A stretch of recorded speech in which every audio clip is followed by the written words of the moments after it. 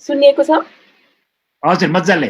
Okay हस् हाम्रो आजको यो टक प्रोग्राम भनौँ न होइन, यसमा सुरु गर्नु अगाडि मैले चाहिँ मलाई देव दाइले चाहिँ हाम्रो पास्टर देवले चाहिँ क्वेसन्सहरू अलिकति प्रिपेयर गरेर ल्याउनु होइन भनेर भन्नुभएको थियो। अनि मैले चाहिँ यो क्वेसन्सहरू ल्याउँदाखेरि चाहिँ हाम्रो जोलाई अहिले हाम्रो साथीभाइ रिलेटिभ्सहरू होइन हामीले चिनजानेकोमा जो कोरोना इन्फेक्टेड हुनुहुन्थ्यो उहाँहरूकोमा भएको जिज्ञासाहरू क्वेसन्सहरू अनि अरूहरूले पनि सोध्नु भएको क्वेसन्सहरू सकेसम्म त्यस्तो नै ल्याउन खोजेको छु, ताकि सबैजना हामीहरू सबैजना मध्येको के अरे मनमा पनि यस्तै किसिमको नै उत्सुकताहरू होला यो रोग सम्बन्धी भनेर, त्यही भएर त्यो क्वेसन्सहरू राख्छु। त्यो पछि पनि केही कुराहरू कभर भएन भने हजुरहरू सबैजनाले लास्टमा चाहिँ हजुरहरूले सोध्न सक्नुहुन्छ।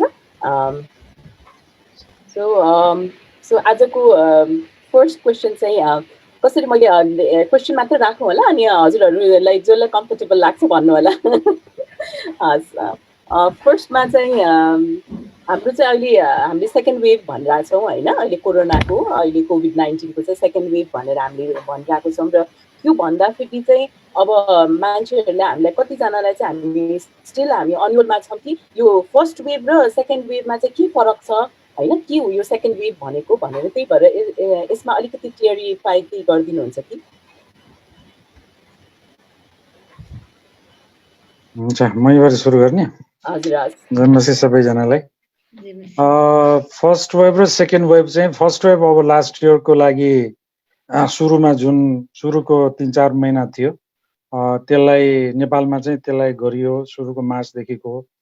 अनि नेपालमा अहिलेको चाहिँ यो गएको महिनादेखि अप्रिलदेखि नै भनौँ न, मेन चाहिँ मेमा हो सेकेन्ड वेभको लिएको छ। यसलाई चाहिँ अब खास वेभको हिसाबले चाहिँ जुन बेलामा चाहिँ नम्बर्स अफ इन्फेक्टेड पिपुलको चाहिँ सङ्ख्या चाहिँ बढेको छ त्यसलाई चाहिँ ग्राफको रूपमा फर्स्टको लास्ट इयरको र अहिलेको चाहिँ सेकेन्डको रूपमा चाहिँ सेकेन्ड वेभ भनेर, खास चाहिँ दोस्रो चोटि यो चाहिँ नम्बर्स चाहिँ हाई पिक भएको कारणले यसलाई चाहिँ दोस्रो वेभ भनेर लिएको छ।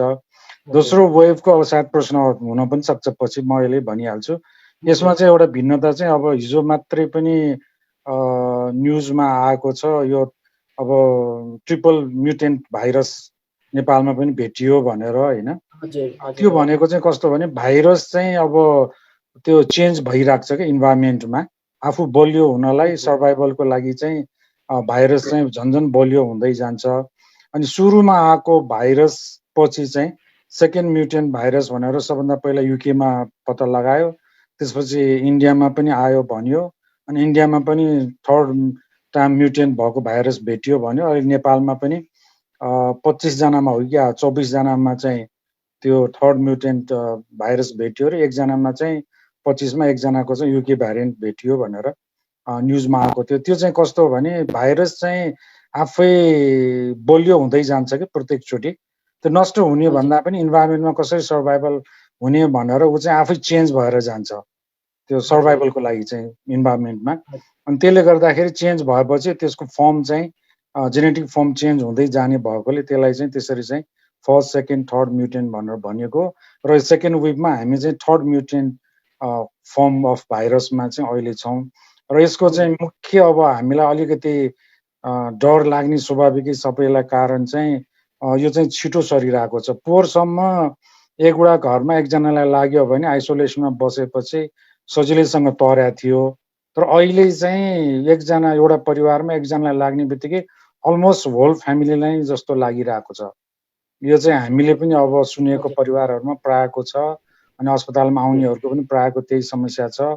पोहोर त्यो समस्या थिएन। यो भन्नुको मतलब चाहिँ अहिलेको यो म्युटेन्ट थर्ड म्युटेन्ट भाइरस चाहिँ एकदमै पोटेन्ट छ भनेको, बलियो छ, यो चाहिँ अझ छिटो सरेको छ। यो अब सबैलाई हामी न्युजमा अनि आर्टिकल्सहरूमा पनि थाहा पाइरहेका छौँ।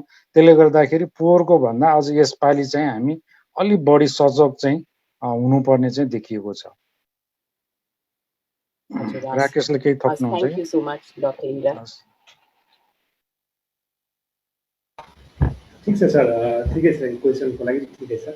हजुर अनि अर्को अर्को क्वेसन चाहिँ अब जस्तो हामी चाहिँ कोही मान्छेको कन्ट्याक्टमा आयौँ होइन जो चाहिँ कोभिड पोजिटिभ रहेछ भनेर हामीलाई पछि थाहा भयो र त्यसरी थाहा हुने बित्तिकै चाहिँ हामीले चाहिँ तुरुन्तै गएर टेस्ट गराउने कि हामीले केही दिन पर्खेर चाहिँ हामी टेस्ट गराउनु पर्ने हो कि वा आफै टेस्ट नगराइकन 14 दिन आइसोलेसनमा बस्ने हो कि के छ उपाय चाहिँ के चाहिँ होला यसमा? युजुअली सर्ने इन्क्युबेसन पिरियड चाहिँ 2 to 5 days हो लक्षण सुरु हुने। जस्तो आज कन्ट्याक्ट भयो भने भोलि अथवा पर्सिबाट चाहिँ लक्षण देखिन सक्छ। त्यसले गर्दाखेरि 5 दिनभन्दा अगाडि चाहिँ टेस्ट गरेको नगरे पनि हुनसक्छ यदि लक्षण छैन भने चाहिँ। तर कसैलाई चाहिँ अब लक्षण मिल्ने लक्षणहरू देखियो भने चाहिँ अब चाँडै पनि पोजिटिभ आउन सक्छ तर नेगेटिभ आउने चान्स हुन सक्छ। त्यसले गर्दाखेरि 5 देखि 10 दिनभित्र चाहिँ म्याक्सिममको चाहिँ पोजिटिभ आउँछ।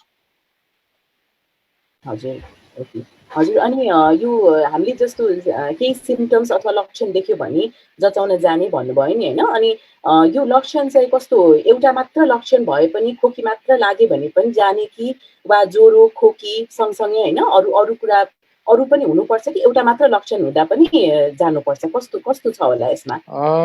प्रायः जस्तोको अब मिक्स हुन्छ तर हामीले याद गर्दैनौँ। जस्तो अब हल्का टाउको दुख्ने हुनसक्छ याद नगरेको हुनसक्छ तर ज्वरो आएको याद गर्छौँ हामीले खोकी लागेको याद गर्छौँ। अनि धेरैले मिस गरेको चाहिँ डायरियालाई चाहिँ कोभिडको सिम्पटमको रूपमा धेरैले लिएको छैन। मैले पनि कतिजनालाई चाहिँ डायरिया छ भने त्यो पनि हुनसक्छ भन्दाखेरि होइन खानेकुराले होला अब पानीले होला भन्ने खालको अलिकति सोच चाहिँ धेरैजनामा त्यो पाएको छु। त्यसले गर्दा कसैलाई डायरिया पनि छ भने त्यो पनि एउटा चाहिँ साइन हो। कसैलाई 20-25 चोटिसम्म पनि डायरिया हुनसक्छ, त्यो चाहिँ कोभिडकै साइन हो। त्यसले गर्दाखेरि त्यसलाई पनि ध्यान दिनु पर्यो। एउटा मात्रै जस्तो कहिले अहिले सिजन पनि त्यस्तै छ, हल्का टाउको दुखाइ हल्का घाँटी दुख्यो भन्दैमा कोभिडै हुन्छ भने छैन। अहिले चिसो जस्तै मौसम छ, अहिले खास गर्मी हुनुपर्ने मौसम हो तर चिसो कारणले बिहान उठ्दाखेरि अब हल्का घाँटी खसखस हुन सक्छ, हल्का टाउको दुखेको जस्तो हुन सक्छ, त्यो चाहिँ चिसोले पनि हुन सक्छ। तर 2 दिन 3 दिन भन्दा पनि बढी भइराख्यो सेम सिम्पटम थपिँदै गयो अथवा साह्रो हुँदै गयो भने चाहिँ त्यसपछि चाहिँ शङ्का गर्नुपर्छ र टेस्ट चाहिँ गरेको राम्रो। धेरैले अहिले टेस्ट गर्न पनि खोजिरहेको छैनन्, एउटा त्यो पनि समस्या छ। टेस्ट गर्नलाई के भयो भने एउटा त चार्जेबल सिस्टम भयो अहिले, अर्को कुरा अब हस्पिटलमा गएर झन् रिस्क हुन्छ भने डर, अर्को कुरा स्टिग्मा, थाहा पायो भने झन् उल्टो नराम्रो हुन्छ भन्ने खालको। तर त्यसको पछाडि बेफाइदा पनि छ, त्यो चाहिँ हामीले याद गर्दैनौँ।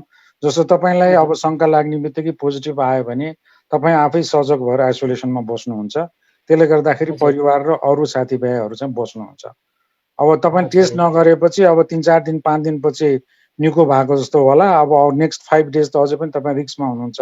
प्रायः 8 दिन 10 दिनसम्म त्यो एउटा व्यक्तिबाट अर्को व्यक्तिमा सर्ने हो। अनि पछिल्लो हप्ता चाहिँ तपाईँलाई अरूलाई सार्ने सम्भावना बढी हुन्छ कि। त्यसले गर्दाखेरि टेस्ट गरेर कन्फर्म भयो भने आइसोलेसनमा बस्नु चाहिँ सबभन्दा आफूलाई पनि राम्रो, अरू परिवारको साथीभाइहरूलाई पनि राम्रो हुन्छ। हजुर हस् हस्, थ्याङ्क यू डाक्टर। अनि त्यस्तै गरेर अब अहिले यो सेकेन्ड वेभमा चाहिँ हामीले कतिचोटि कुनै आर्टिकल्सहरूमा पढ्दाखेरि यो चाहिँ एयरबर्न हो भनेर पनि कतिवटा ठाउँहरूमा चाहिँ हामी सुनिरहेको हुन्छ र यो चाहिँ साँच्चीकै एयरबर्न हो भने हामी घरमा बस्दा बस्दै पनि वा हुन्छ नि हामी त्यो मान्छेसँगै एक्सपोज हुन जानुपर्छ अलि लङ पिरियडको लागि भन्ने त्यस्तो छ कि वा यो एयरबर्न भएर जता पनि जुन बेला पनि हुनसक्छ के छ होला यसको यो?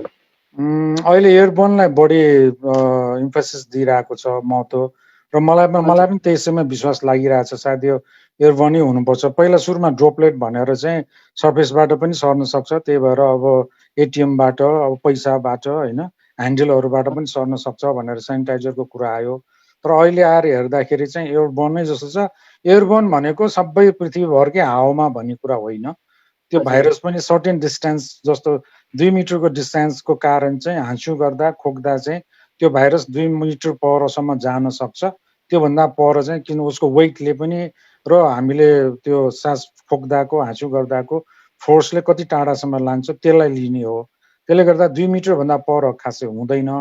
अनि यदि इन्फेक्टेड व्यक्तिको सँगसँगै तपाईँ भयो भने पनि उसले खोक्दा हाँस्यु गर्दा हावामा गएर त्यसबाट सर्ने हो त्यो।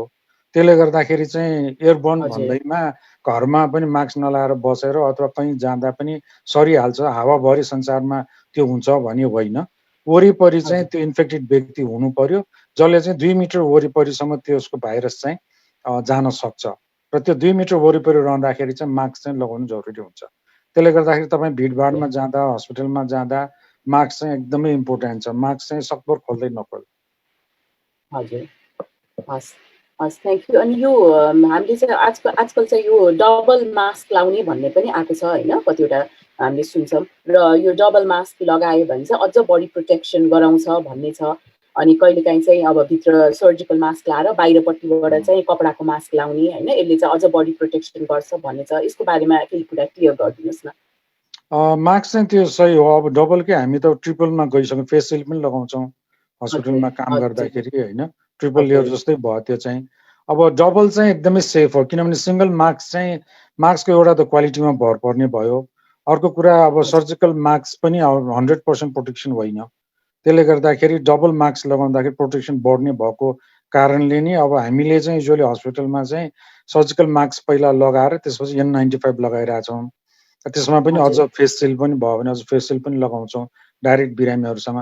तर अब डाइरेक्ट हस्पिटलमा बिरामीसँग अथवा घरमा डाइरेक्ट बिरामीसँग नगर्नेहरूलाई फेस सिल्ड खासै जरुरी त होइन, तर डबल मास्क चाहिँ लगाउनु चाहिँ राम्रो हो।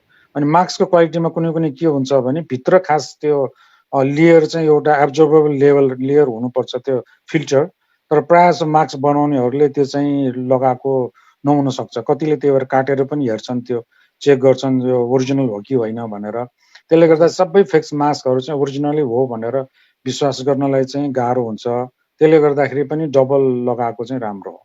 हजुर, हस्। यसमा चाहिँ मैले केही कुरा थप्न खोजेँ। सरले भने जस्तै हालसालै भयो 10-12 दिन होला WHO ले पनि डबल मास्किङको बारेमा चाहिँ उनीहरूले चाहिँ उसले निकालेको रहेछ के, पम्पलेटै निकाल्नु भएको रहेछ होइन। त्यसमा के भनेको रहेछ भन्दाखेरि अब कहिलेकाहीँ हामीले अब विभिन्न तरिकाले हामीले डबल मास्किङ गर्न सक्छौँ नि त। जस्तै दुईटा सर्जिकल मास्क, कहिलेकाहीँ एउटा सर्जिकल र अर्को एउटा N95 होइन, कहिलेकाहीँ चाहिँ एउटा सर्जिकल र अर्को चाहिँ कपडाको मास्क होइन। खासमा के भनेको छ भन्दाखेरि यदि N95 ओरिजिनल छ भन्ने त डबल मास्किङ त्यस्तो गर्नै पर्दैन होइन, एउटाले पुग्छ। तर N95 चाहिँ ओरिजिनल छैन भने बेस्ट के हुन्छ भन्दाखेरि भित्र चाहिँ सर्जिकल मास्क र बाहिर चाहिँ कपडाको मास्क। इभन दुईटा सर्जिकल भन्दा पनि एउटा चाहिँ कपडाको मास्क र एउटा सर्जिकल चाहिँ एकदम बेस्ट मानिन्छ। त्यसले चाहिँ मोर देन 90-95% चाहिँ ड्रपलेट्सहरू चाहिँ प्रिभेन्ट गर्छ भनेको छ। त्यही भएर के गर्न सजिलो हुन्छ भन्दाखेरि अब हजुरहरूले प्रयोग गर्दाखेरि भित्र चाहिँ सर्जिकल लाउनुहोस्, बाहिर चाहिँ कपडाको दुईटा भयो भने त्यसले अब चेन्ज गरी चाहिँ धोएर हामीले चाहिँ डेली रूपमा चाहिँ चेन्ज गर्न मिल्छ। त्यसो गरेको राम्रो। Thank you. अनि मास्कमा चाहिँ अर्को एउटा ध्यान दिनुपर्ने मास्कमा एउटा अर्को ध्यान दिनुपर्ने चाहिँ धेरै जसोले मैलो नै हुने गरेर लगाइरहेको पनि देख्छौँ कि हामीले। जस्तो N95 लगाइरहेको छ भने त्यो सेतो त कालो नै भइसकेको हुन्छ कतिजनाको, त्यो चाहिँ प्लिज नगर्नु होला। तपाईँले म्याक्सिमम अब हस्पिटलमा त हामी डेली नै फ्याँक्छौँ, चेन्ज गर्छौँ। घरको युजको लागि, पर्सनल युजको लागि चाहिँ म्याक्सिमम 3 डेज हो त्यो। त्योभन्दा बढी अझ N95 त अब महँगो हुने कारणले 3 दिनमै फ्याँक्नु अब प्रायःलाई मन पनि लाग्दैन। त्यो हो भने तपाईँले कि चाहिँ 3 दिनपछि त्यसलाई चाहिँ घाममा अझ सकिन्छ भने डेली घाममा आधा घन्टा 1 घन्टा त्यसलाई एक्सपोज गराएर राख्ने, अथवा घर आउने बित्तिकै सेनिटाइजर, स्प्रेवाला सेनिटाइजर, बाक्लोवाला चाहिँ हुँदैन, स्प्रेवाला सेनिटाइजर चाहिँ त्यसमा स्प्रे गरेर त्यसलाई छोड्नुपर्छ कि 1 घन्टा जति। त्यही एउटै मास्क लगाएर 1 हप्ता 2 हप्ता लगाउनु भयो भने त्यो सेफ हुँदैन। र कपडाको छ भने धुन मिल्छ, अघि राकेशले भने जस्तै डेली धोएर रियुज गर्न मिल्यो। तर अरू मास्क अब सर्जिकल मास्क पनि खासै धुन मिल्दैन, N95 पनि खासै धुन त मिल्दैन। तर कसैले बाहिरपट्टि चाहिँ साबुन लगाएर धुने चाहिँ गरेको पाइएको छ। तर त्यो भन्दा पनि अझ बेस्ट चाहिँ सन एक्सपोजर अथवा चाहिँ सेनिटाइजर स्प्रे गरेर राखेर रियुज गर्ने। तर कालो भइसक्यो र मैलो भइसकेपछि चाहिँ त्यसलाई चाहिँ फ्याँक्नु नै बेस्ट हुन्छ। एकजना यहाँ हामीलाई एउटा प्रश्न पठाउनु भएको रहेछ, घरमा बस्दा अनि बाटोमा हिँड्दा पनि मास्क लगाउनु पर्ला र भिडभाडमा मात्र होइन र भनेर लेखेर पठाउनु भएको छ भर्खर एकजनाले। अनि बाटोमा त लगाएको राम्रो, किनभने बाटोमा अब को क्रस हुन्छ, को नजिकै हुन्छ थाहा हुँदैन। त्यो बाटोको लागि। तर घरमा चाहिँ अब अरू कोही इन्फेक्टेड छैन भने त खासै घरमा त पर्दैन, तर कोही इन्फेक्टेड छ अथवा सस्पेक्टेड छ भने चाहिँ घरमा पनि लगाएको। जस्तो म पोहोर आइसोलेसनमा बस्दाखेरि मैले परिवार सबैले 2 हप्ता पुरै लगायौँ घरमा छँदाखेरि पनि। हजुर। अब कोही चाहिँ घरमा सपोज सबैजना फ्यामिली नै कोभिडले चाहिँ उहाँहरू इन्फेक्टेड हुनुहुन्छ भने परिवारको सबैजना मान्छे उहाँहरू एउटै ठाउँमा बस्दाखेरि मास्क लगाउने कि नलगाउने त? त्यो चाहिँ ट्रिकी क्वेसन हो। राकेश के भन्नुहुन्छ? सबैजना परिवारको सबैजना नै त्यो पनि हो। यसमा एकदम जेन्युन एकदम प्र्याक्टिकल क्वेसन हो हैन। हामी डेली लाइफमा हाम्रो कोभिड हस्पिटलमा एकदम फेस गरेको सिचुएसन हो यो। प्राय जसो अब पुरा परिवार नै इन्फेक्सन भएर आइरहेको हुन्छ हैन। अनि परिवारमा 5 जना छ भने कुनै 2 जना अलि सिक हुन्छ, अलि बिरामी हुन्छ, तिनीहरू अस्पतालमा भर्ना हुन्छ, अरु 3 जना चाहिँ कुरुवा बसिरहेको हुन्छ हैन। हामीले के भन्छ भन्दाखेरि अघि सरले पनि भन्नुभयो, अब यो भेरिएन्ट पनि फरक छ के अहिले। यो कोरोना भाइरस पनि अब कुनै सामान्य खालको भाइरस छ हैन, कुनै त्योभन्दा अलिक नराम्रो खालको छ, अर्को चाहिँ कुनै त्योभन्दा पनि नराम्रो खालको छ हैन। अब घरमा 5 जना छ भने 5 जनालाई त थरी-थरीको लाग्न सक्छ नि त हैन। कोहीलाई सामान्य खालको लाग्न सक्छ, कोहीलाई अलिक जटिल खालको लागेको हुन सक्छ। त्यही भएर चाहिँ हाम्रो सल्लाह र हाम्रो प्रिस्क्रिप्सन के हुन्छ भन्दाखेरि चाहे सबै पोजिटिभ होस् या नहोस्, सँगै बस्दाखेरि चाहिँ सबैले चाहिँ मास्क लगाउनै पर्छ र त्यो लगाएको राम्रो। हजुर, हस् हस्, थ्याङ्क यू डाक्टर राकेश। अनि त्यस्तै गरेर अब हामीले चाहिँ कोभिड पोजिटिभ भयो भनेर हामीले थाहा पाउने बित्तिकै हैन, हाम्रो रिपोर्ट आयो र थाहा पाउने बित्तिकै हामीले फर्स्ट कुरा के गर्नुपर्छ एकचोटि त्यो चाहिँ भनिदिनु न। मैले बुझेको चाहिँ धेरै जसोकोमा चाहिँ पोजिटिभको रिपोर्ट आउने बित्तिकै आत्तिने बानी छ, त्यो स्वाभाविकै हो। हजुर। इभन म आफै पनि लास्ट इयर त्यस्तै नै भयो। अब घरमा कसरी भन्ने, एकैचोटि के गर्ने जस्तो त्यस्तो हुँदो रहेछ। प्लस अब घरको मान्छेलाई पनि प्रेसर हुँदो रहेछ। अब पोजिटिभ आयो भनेपछि ला अब के हुन्छ, अथवा मलाई सर्छ कि मलाई अरूलाई घरमा सर्छ कि सर्दैन। एक किसिमको त्यो प्रेसर चाहिँ अटोमेटिकली तपाईहरुलाई मात्र हैन, हामी डक्टरले पनि मैले पनि भोगेँ, मेरो परिवारमा पनि भयो। त्यो फ्याक्ट कुरा मैले भन्दैछु हैन। त्यसले गर्दाखेरि अब मेन कुरा चाहिँ मेन्टली चाहिँ अलिकति स्ट्रङ हुनै पर्छ। हामी प्रार्थना गर्छौं, त्यो द्याट्स आफ्नै ठाउँमा छ हैन।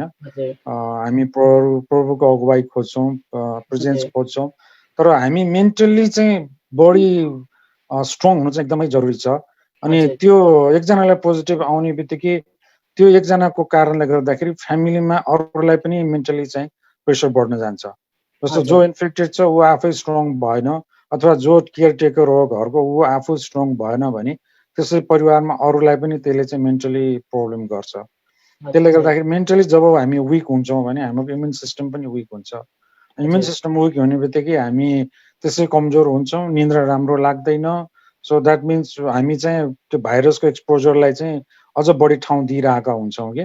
जस्तो रुगा लाग्दा तपाईँ याद गर्नु होला, तपाईँ जति रेस्ट गर्नुहुन्छ तपाईँको रुगा छिटो निको हुन्छ, तपाईँ बलियो हुनुहुन्छ।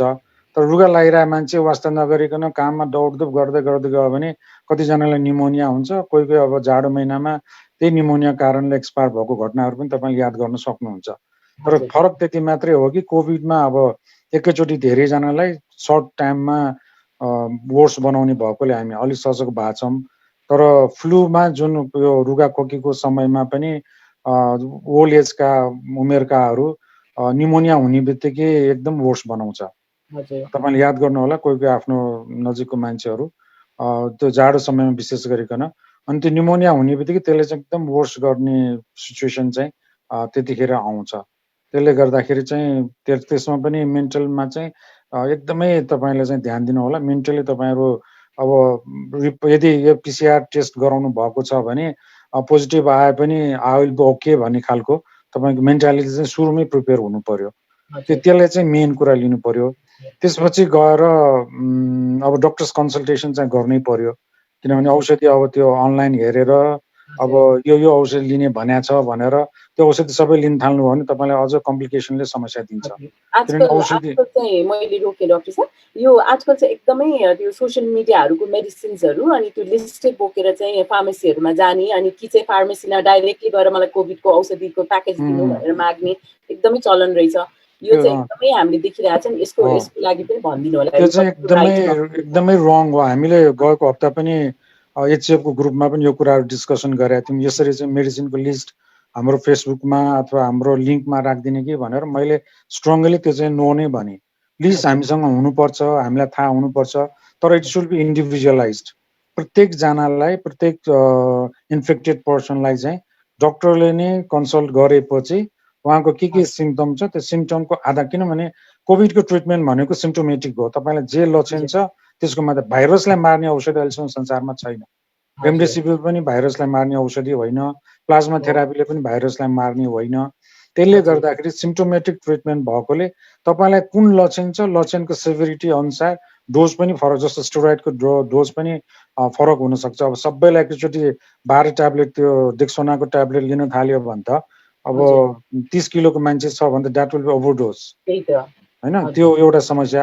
अर्को कुरा सुगरको बिरामी हुन्छ, अब 12 ट्याब्लेट एकैचोटि डेक्सोना लिएर खायो भने भोलिपल्ट त सुगरको लेभल त वाटै जान्छ। So that will be another problem. अनि प्रेसर भएकोहरूलाई प्रेसर बढाउन सक्छ त्यसले। यो सबै कारणले गर्दाखेरि औषधि चाहिँ कुन खाने नखाने चाहिँ इन्डिभिजुअली एक एकजनाको डक्टरसँगै परामर्श गरेर मात्रै खानु होला। त्यतिकै त्यो लिस्ट हेरेर त्यो लिस्ट अनुसार चाहिँ नलिनुहोस्। भिटामिन ठिक छ, भिटामिन त अब प्रायलाई खासै असर गर्दैन, अरू बेला पनि लिन सकिने भिटामिनहरू हो। भिटामिन र सिटामलसम्मलाई समस्या भएन। त्योभन्दा बाहेकको जस्तो एलर्जीको औषधि, एन्टिबायोटिक, स्टेरोइडहरू भयो, त्यो सबै लिनको लागि चाहिँ तपाईँले कन्सल्ट गरेर मात्रै लिनु होला, किनभने डोज फरक हुनसक्छ अनि कसलाई के हुने नहुने फरक पर्न सक्छ। त्यो हेरेर मात्रै औषधिहरू चाहिँ लिनु होला। त्यो भयो। अनि अर्को कुरा चाहिँ मास्क। अब आइसोलेसनमा बस्ने बेलामा अघि पनि भनिसक्यो, मास्क चाहिँ एकदमै जरुरी छ। मलाई चाहिँ अहिले हात धुने र सेनिटाइजर भन्दा मास्क चाहिँ एकदमै इम्पोर्टेन्ट लागिरहेको छ। ठ्याक्कै अहिले एयरबोर्न भनेर जुन आएको छ त्यो चाहिँ अब सही दिशातिर हामी गइरहेको जस्तो लाग्छ। त्यसले गर्दाखेरि मास्क चाहिँ तपाईँले एकदमै ध्यान दिनु होला। हजुर हजुर डाक्टर, अहिले औषधिको कुरा आउँदा त्यसमै मैले जोडिहालेँ है डाक्टर। यो हाम्रो जुन औषधिहरू हजुरले भन्नुभयो नि, हाम्रो लक्षण अनुसारले हामीले चाहिँ एन्टिबायोटिक्सहरू प्रिस्क्राइब गर्नुहुन्छ डक्टरहरूले भनेर, त्यो बाहेक जुन यो अरू भिटामिन डी, भिटामिन सी अनि त्यस्तै गरेर हाम्रोमा जिङ्कहरू होइन, त्यो अरू जुन मेडिकेसन्सहरू दिने गरेको छ त्यो औषधिहरू, त्यो चाहिँ अब जस्तो जिङ्क केको लागि होइन, भिटामिन्स किन खानुपर्छ त्यो पनि एकचोटि हजुरले भनिदिनु भयो भने सबैजनाले किन खाइरहनु भएको रहेछ, किन चाहिने रहेछ भन्ने त्यो अलिकति महत्त्व बुझ्नुहुन्थ्यो होला। भिटामिन सी अब सबैले लिने, हाम्रो अरू बेला पनि रुगा लागेको बेला खाने चलन छ होइन। त्यो भिटामिन सी को लागि भयो, त्यसको लागि तपाईँले लेमन खाने गर्नुभयो भने पनि त्यो पनि खास डोज पुग्छ, समस्या हुँदैन। अनि भिटामिन डी चाहिँ त्यो इम्युन सिस्टमकै लागि हो। अझ लिने हो भने भिटामिन डी, भिटामिन ए पनि हो खास लिनुपर्ने। भिटामिन सी तीनटा चाहिँ यो रेडिकल थेरापी भनेर यो इम्युन सिस्टम बुस्ट गर्नको लागि चाहिँ, यसमा मात्रै होइन क्यान्सरको बिरामीहरूलाई पनि दिन्छ यो एकदम हेभी डोजमा। यो तीनटा भिटामिनहरू इम्युन सिस्टमको लागि लिने हो हामीले। त्यो चाहिँ अरू बेला रुगाखोकी लागे पनि, अब अरू विकनेसहरूमा पनि, अझ युजुअली कुनै कुनै युरोपियन देशहरूमा त एनुअली प्रत्येक वर्ष नै यो भिटामिनहरू रेगुलरली लिने गरे पनि हुन्छ भन्ने छ त्यो इम्युन सिस्टमको लागि। अब जिङ्क चाहिँ यसमा खास अहिले युज गरेको कारण चाहिँ यसमा डायरिया पनि एउटा सिम्पटम भएको कारणले गर्दाखेरि बच्चा भएकोहरूलाई थाहा होला तपाईँलाई, बच्चालाई डायरिया हुने बित्तिकै अचेल जिङ्क ट्याब्लेट पनि दिने चलन छ। जिङ्कले चाहिँ डायरियालाई चाहिँ सिभिरिटी चाहिँ घटाउँछ। यो चाहिँ चिल्ड्रेनहरूमा धेरै रिसर्चहरू भइसकेको औषधि हो यो। त्यसले गर्दाखेरि यो खास प्रोफाइलेक्टिकको रूपमा नै हो दिने। त्यसले जिङ्क पनि लिन सक्यौँ हामीले। अर्को चाहिँ एउटा आइभरमेक्टिन भन्ने जुगाको औषधि पनि छ, त्यो पनि प्रोफाइलेक्टिकको रूपमा धेरै देशमा चलाइरहेको छ। नेपालमा पनि कुनै डक्टरहरूले दिनुहुन्छ, कुनैले खासै इफेक्टिभ छैन भन्नुहुन्छ, तर चलायो भने 3 दिनको लागि 2 ट्याब्लेट चाहिन्छ। आइभरमेक्टिन 6 mg को ट्याब्लेट हुन्छ, दुईटा ट्याब्लेट चाहिँ 3 दिनको लागि चाहिँ दिन सकिन्छ। यसले पनि इम्युन सिस्टमलाई नै बुस्ट गर्ने हो। हजुर हस्, थ्याङ्क यू डक्टर। अनि यो हामीले प्यारासिटामोल जुन खान्छौँ नि फिभर आउँदाखेरि, त्यो चाहिँ प्यारासिटामोल डक्टर हामी 500 mg भनेको 1 ट्याब्लेट भयो होइन, 1 ट्याब्लेट मात्र खाने कि 1 ग्रामै 2 ट्याब्लेट होइन, 500 + 500 गरेर 1 ग्रामै खाने कि कस्तो चाहिँ कोभिडमा चाहिँ हामीले कसरी प्यारासिटामोल लिनुपर्छ र प्यारासिटामोल लिँदा डोज र अनि कति आवर्सको डिफरेन्समा, कति आवरको डिफरेन्समा त्यो पनि एकचोटि युजुअली अब यो वेट अनुसार हुन्छ डोज भनेको, तर नेपाली वेटमा चाहिँ हाम्रो स्ट्यान्डर्ड डोजकोमा चाहिँ एक ट्याब्लेटले पुग्छ धेरैलाई। तर कसैको वेट ओभर वेट छ भने जस्तो 70-80 किलो छ भने एक ट्याब्लेट नपुग्न पनि सक्छ। त्यसले गर्दाखेरि 2 ट्याब्लेट लिनुपर्ने हुनसक्छ ओभर वेट भएकोहरू हुनुहुन्छ भने। अनि लिनलाई चाहिँ अब युजुअली 6 आवरले 6 घन्टामा लिनुस् भन्छौँ। अब बढी ज्वरो छ गाह्रो छ भने 4 घन्टासम्म पनि हामी दिन सक्छौँ। तर दिनमा 3 ग्राम भन्दा बढी चाहिँ लिनु मिल्दैन। 3 ग्राम भनेको तपाईँलाई 6 वटा ट्याब्लेट होइन? हजुर 6 वटा ट्याब्लेट। हजुर हजुर हस् थ्याङ्क यू। अनि त्यस्तै गरेर हामीले अक्सिजन आजकल नाप्छौँ होइन, जब हामी प्रायः जस्तो सबैजनाले अक्सिजन नाप्ने अक्सिमिटर घरमा राखेको हुन्छ र प्रायः जस्तो जसलाई चाहिँ हामीलाई कोभिड इन्फेक्टेड छ भने, कोभिड लागिसकेको छ भने हामीलाई चाहिँ बेला बेलामा हामीले चाहिँ आफ्नो अक्सिजनको मात्रा चाहिँ शरीरमा कति छ भनेर हामीले नापिरहनु पर्छ भनेर हामीलाई थाहा छ। र त्यो नाप्दाखेरि चाहिँ कतिको लेभलसम्म, कति पर्सेन्टेजसम्मलाई चाहिँ हामीले नर्मल मान्ने र कति बेलादेखि चाहिँ हामी हस्पिटलमा जानुपर्छ भनेर चाहिँ हामी सतर्क हुनु पर्यो, त्यो कट अफ पोइन्ट कतिलाई मान्ने होला? नर्मली चाहिँ 93-94% सम्म प्राय सबैको नर्मल रेन्जमा हुन्छ त्यो। अहिलेको उसमा चाहिँ 92 भन्दा कम भयो भने हस्पिटल सिक गर्नुपर्छ, मेडिकल ट्रिटमेन्टको लागि जानुपर्छ भन्ने छ। तर मैले चाहिँ प्राय सबैलाई चाहिँ 90 भन्दा कम भयो भने चाहिँ अक्सिजनको लागि चाहिँ जानुपर्ने हुन्छ भनेर सल्लाह दिइरहेको छु। कोही कोही चाहिँ 85 मा झर्दाखेरि पनि ठिकै जस्तो पनि भइरहेको हुन्छ। त्यसले गर्दाखेरि पल्स अक्सिमिटर जसले चाहिँ त्यो अक्सिजन सेचुरेसन नाप्छौँ हामीले औँलामा राखेर, त्यो चाहिँ एकदमै जरुरी छ कोभिडमा। अनि अक्सिजनको कुरा गर्दाखेरि धेरैजनाको अचानक मृत्यु हुनेको कारण चाहिँ एउटा साइलेन्ट निमोनिया भन्छ, साइलेन्ट हाइपोक्सिया। त्यो भनेको अब ह्याप्पी हाइपोक्सिया पनि भन्छ कसैले।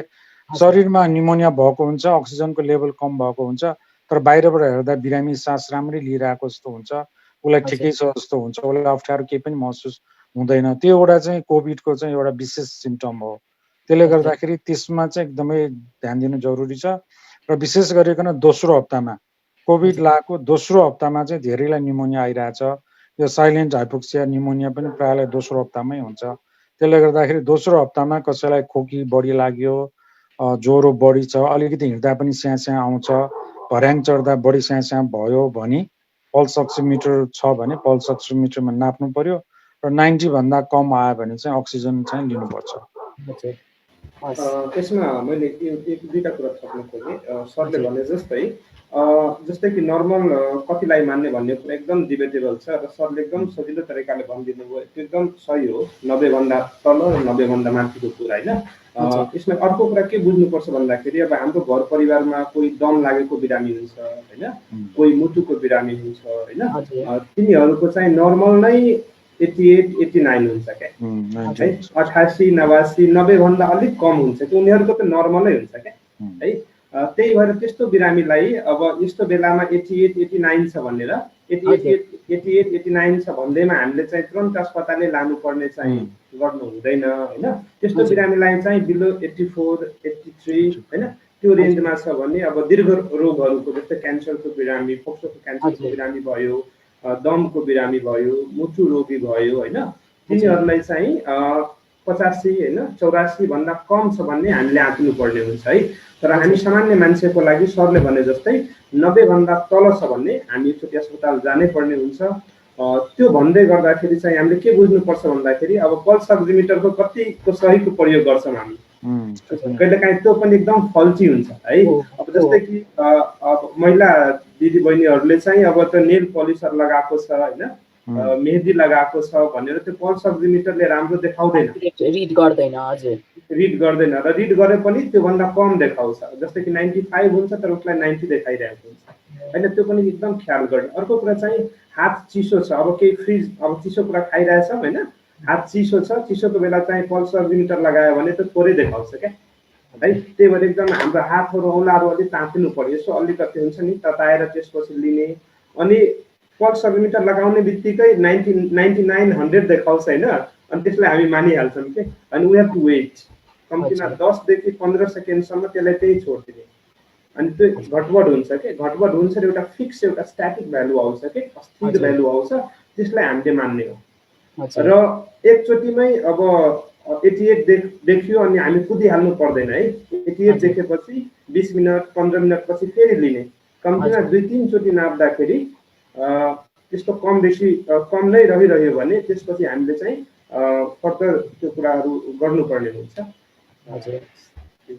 अनि यसमा एउटा धेरैबाट मैले फोनमा पाउने एउटा लक्षण चाहिँ धेरै जसोको कम्प्लेन चाहिँ के हुँदो रहेछ भने छाती दुख्या जस्तो भयो, गाह्रो भयो, एकदम हेभी फिलिङ भयो, अक्सिजन चाहिन्छ कि हस्पिटल जानुपर्छ कि भनेर धेरैले सोधिरहेको पाएको छु मैले।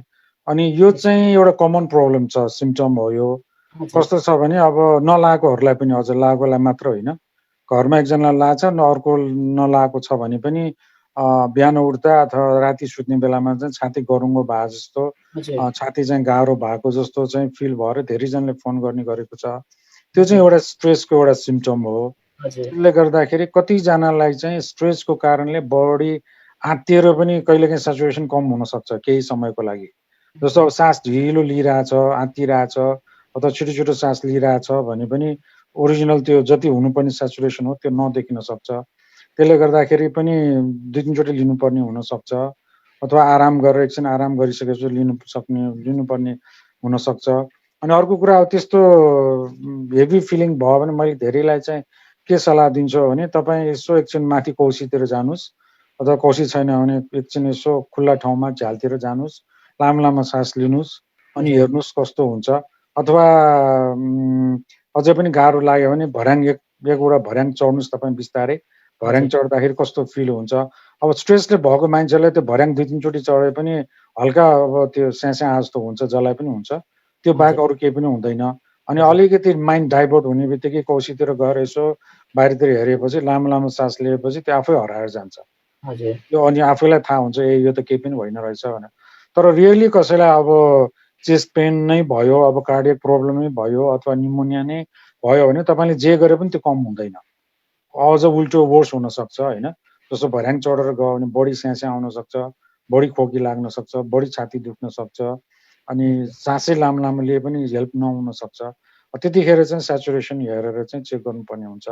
तर धेरैलाई चाहिँ स्ट्रेसको कारणले पनि भइरहेछ, त्यसले गर्दाखेरि त्यो पनि याद गर्नु पर्यो। हजुर त्यस्तै गरेर यो अब भ्याक्सिनको कुरामा आउँ डाक्टर, यो भ्याक्सिन चाहिँ हाम्रो अब कतिजनाले चाहिँ डराउनुहुन्छ लगाउनको लागि होइन। भ्याक्सिन चाहिँ यो चाहिँ अब खालि हाम्रो गरिब मुलुक भएर रिसर्च मात्र गरे हो, यो चाहिँ केही काम छैन, झन् यसको साइड इफेक्ट हुन्छ भनेर अनि कतिजनाले चाहिँ डराएर लाउनु पनि भएन क्या, मौका पाउनेहरूले पनि डराएर लाउनु भएन, अनि कतिजनाले चाहिँ लगाउनु भयो होइन। अब यो भ्याक्सिन चाहिँ सेकेन्ड वेभमा कतिको यसले चाहिँ इफेक्टिभ छ होइन साँच्चै, वा चाहिँ पहिलाको फर्स्ट वेभमा मात्रै इफेक्टिभ हो कि, यसको बारेमा केही भ्याक्सिनको बारेमा पनि केही कुरा क्लियर गरिदिनुहोस् न। रोशनजीले एकदम सही कुरा के गर्नुभयो भने भ्याक्सिनको म आफै पनि भन्छु मैले कोभिसिल्ड लगाइन कि। हजुर I was not sure that it will work, किनभने सुरुमा अब अर्ली स्टेजको टेस्टमा भएको कारणले मलाई चाहिँ त्यो कुनै कन्फिडेन्टै भएन कि कोभिसिल्ड चाहिँ यति छिटो चाहिँ राम्रो टेस्ट भइसकेको होला यो भनेर।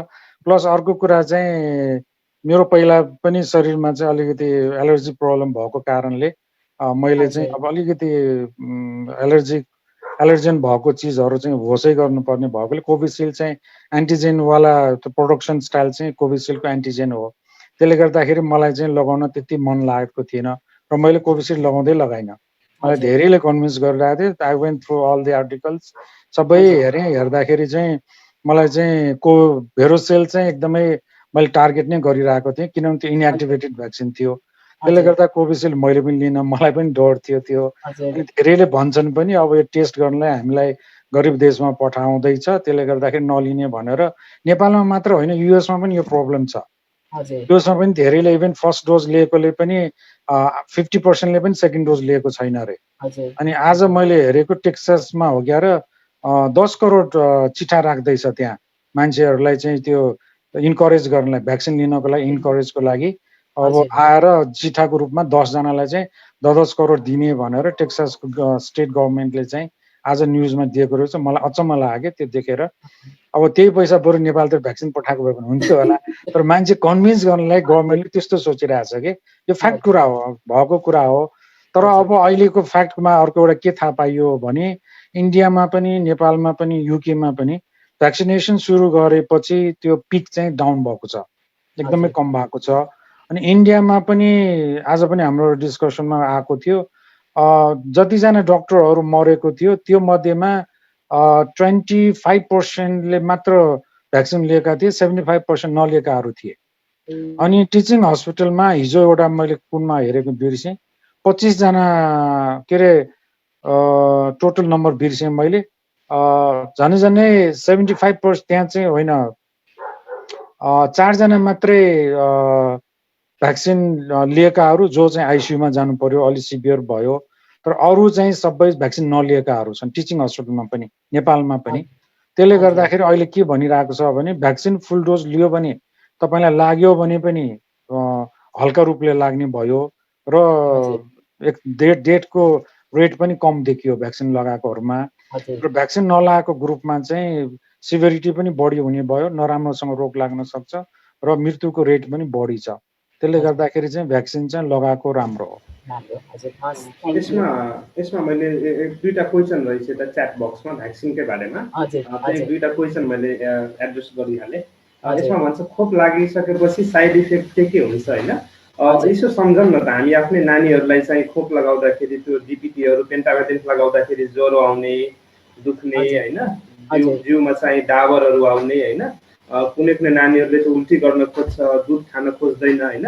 ठ्याक्कै यो भ्याक्सिन लगाए पनि यसकै लक्षण पनि ठ्याक्कै यस्तै यस्तै हुन्छ क्या है। अब म पहिलो भ्याक्सिन लगाउँदा फर्स्ट डेमै लगाएको, नेपालमा फर्स्ट डेमै लगाएको, सुदूरपश्चिममा थिएँ।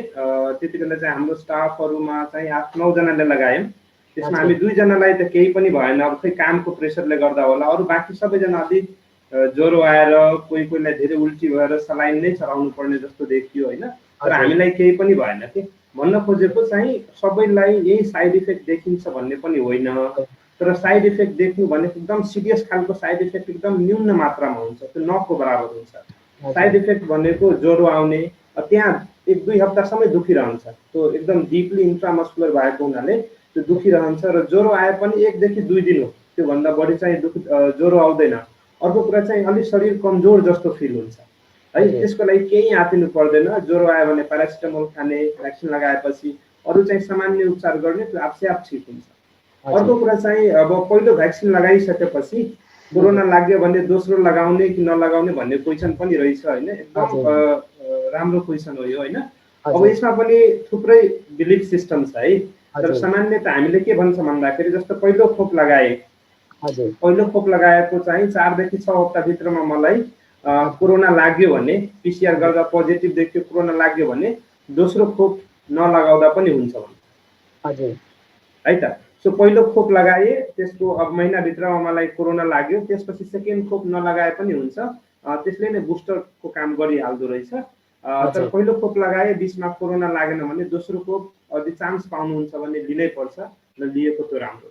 र सरले भने जस्तै मेरो एकदम क्लिनिकल एक्सपिरियन्स हो, हामी अब कोभिड अस्पतालमै हाम्रो इमर्जेन्सी डिपार्टमेन्टमै काम गर्छौँ होइन, हामीले नै कोभिड हेर्छौँ यहाँ बिपिकेएचएसमा। अनि यहाँनिर हेर्छौँ हामीले बिरामीहरू, कोभिड भ्याक्सिन 2टा डोज लगाएको बिरामीहरू खासै छैन, एउटा पनि छैन त्यस्तो एडमिट भएको। तर कोही कोही एउटा खोप लगाएको, कोही कोही खोपै नलगाएको एज ग्रुपहरू चाहिँ मोस्ट अफ देम आइसियु एसडियुहरूमा छ। त्यही भएर चाहिँ फरक पर्दो रहेछ। सरले भने जस्तै यसले एकदम मोर्टालिटीहरू घटाउँछ, तपाईँले एकदम सिकिस्त हुनबाट जोगाउँछ। कोरोना चाहिँ नलाग्ने चाहिँ होइन, भ्याक्सिन लगाएपछि पनि कोरोना लाग्छ, तर एकदम नराम्रो चाहिँ हुनबाट बचाउँछ, नराम्रो हुनबाट बचाउँछ। अर्को एउटा क्वेसन मैले सर्टमा भनिदिइहालेँ, कोरोना अब्बा हो कि के हो मात्र धेरै डाक्टरले सोसियल मिडिया भन्छ होइन, मान्छेहरूले कोरोना त केही पनि होइन होइन, यो स्क्याम हो के भन्छ होइन। हामी एकदम हात जोडेर भन्छु होइन, अब अस्पतालमा आएपछि बिरामीहरू हेर्नुहुन्छ नि त्यसपछि थाहा हुन्छ कि यो अब्बा हो कि रियल हो भनेको। एकदम रियल हो, एकदम रियल हो। यस्तो गफको पछाडि नलाग्नु होला र यो प्रिकसनहरू लिनै पर्छ है, एकदम रियल हो यो कोरोना। यसमा चाहिँ हामीहरूको लागि ज्वलन्त उदाहरण चाहिँ युएसए को लिन सकिन्छ। युएसए मा धेरैले यही अपवाद फैलाएको कारणले त्यहाँ चाहिँ खास धेरैजना मान्छे मर्यो र अहिले आएर अब सबैजना चुप लागेका छन्। त्यसले गर्दा त्यो चाहिँ त्यसमा त अब हामी लाग्नै हुँदैन, त्यो सोच त एकदमै हटाउनु पर्छ। अब यो भाइरस रुगाखोकीको जस्तै हो, त्यहाँ क्वेसन राखेको पनि रहेछ, तर रुगाखोकीको भन्दा यो चाहिँ अलिक स्ट्रङ छ कि, त्यसले गर्दाखेरि रुगाखोकीमा अब रुगाखोकी लाग्छ 1 हप्ता आराम गरेपछि औषधि खाए पनि नखाए पनि 1 हप्तामा निको हुन्छ भन्ने चलन छ, तर त्यो चाहिँ त्यति सिभियर रूपमा छैन। तर यो कोभिड चाहिँ लागेपछि अलि सिभिरिटी बढी हुने प्लस छिटो अरूलाई पनि सर्ने भएकोले हामी चाहिँ अलिक सजग हुनुपर्ने कारण चाहिँ त्यहाँ छ। हजुर हजुर। अनि यो हामीले जब कोभिड पोजिटिभ भनेर उहाँले रिपोर्ट ल्याउनुहुन्छ नि, त्यसपछि आजकल सबैजनाले चाहिँ सिटी भ्याल्यु भनेर भन्न थाल्नुभयो होइन। उहाँहरूले कतिजनाले बुझ्नु पनि भएको छैन सिटी भ्याल्यु भनेको के हो भनेर।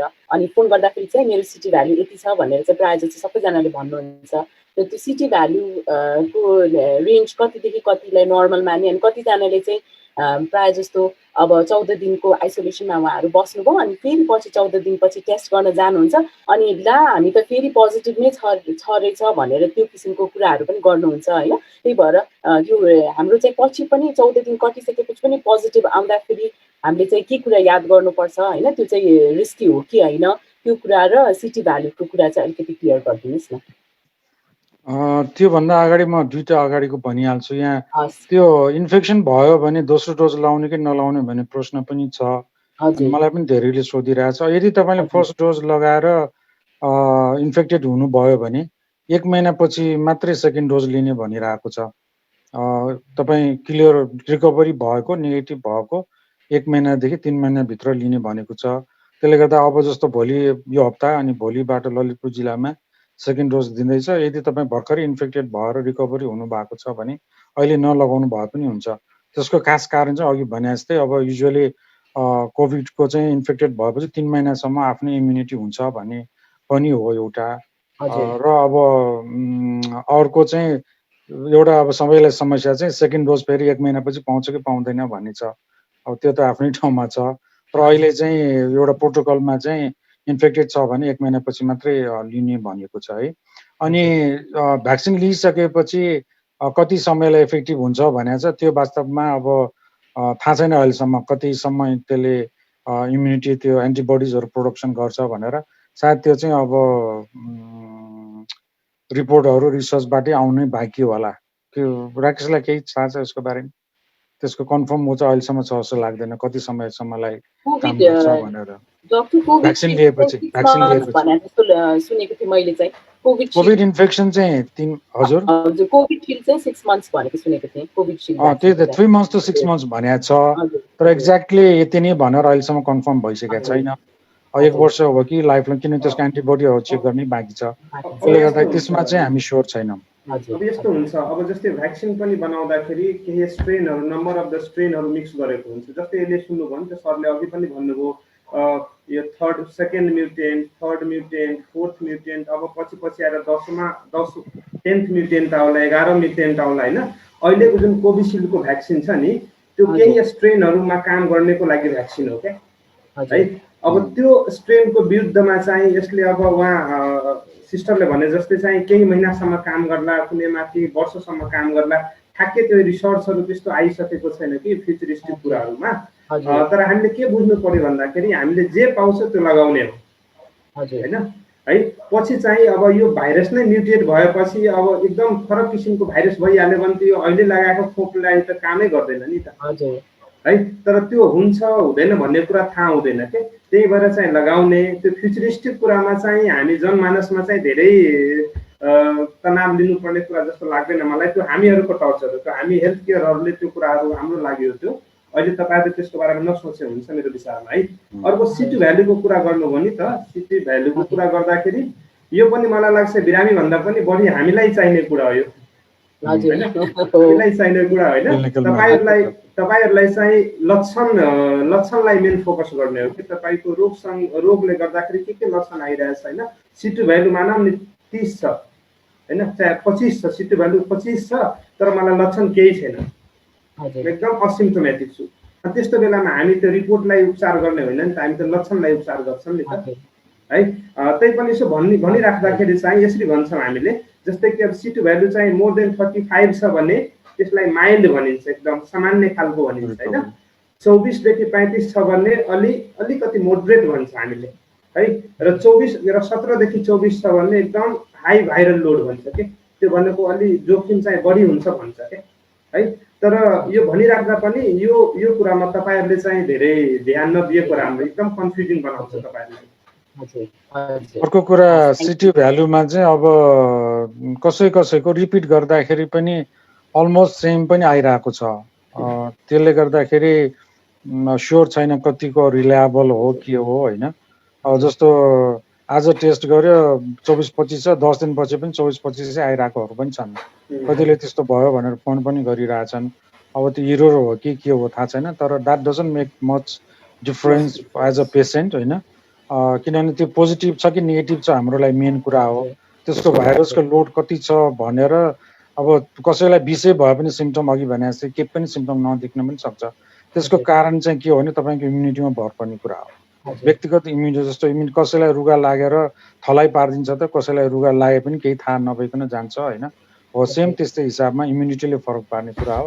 त्यसले गर्दाखेरि सिटी भ्यालुमा त्यति ध्यान दिनु त्यति पर्दैन, जरुरी छैन। मेन कुरा चाहिँ सिम्पटम हो, तपाईँकोमा कतिको सिम्पटम के छ त्यसले फरक पार्छ म्यानेजमेन्ट चाहिँ। अर्को एउटा सानो कुरा भनिदिइहालेँ मैले, अघि क्वेसन पनि आइरहेछ यता होइन। जस्तै कि अब कोभिड लागेपछि 2-3 चोटि टेस्ट गर्दाखेरि पोजिटिभै आइरहेको हुन्छ होइन। त्यस्तो बेलामा हामी के गर्ने, कहिलेसम्म प्रिकसन लिइराख्ने त भन्ने कुराहरू छ होइन।